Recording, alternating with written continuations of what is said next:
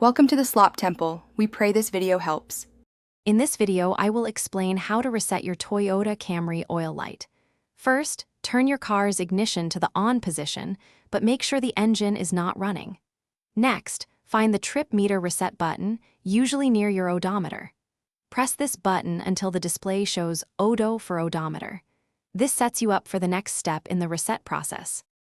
Now, turn your ignition completely off. With the ignition off, press and hold the trip meter reset button. Keep holding it down firmly. While still holding the button, turn the ignition back to the on position. Do not start the engine, just turn the ignition on.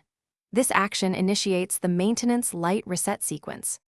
Continue holding that trip meter reset button for about 5 to 10 seconds. You'll notice the maintenance light on your dashboard will begin to flash, and then it will completely turn off. Once the light disappears, you can release the button. Finally, start your engine to confirm that the oil maintenance light has been successfully reset. If your oil maintenance light remains on after following these steps, simply repeat the entire reset process from the beginning.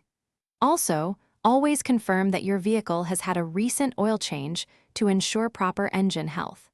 Life's too short for cheap socks. Go darn tough with a lifetime warranty. Check the description below for a link to these amazing socks and other great deals. Thanks for watching. Consider subscribing if we helped you.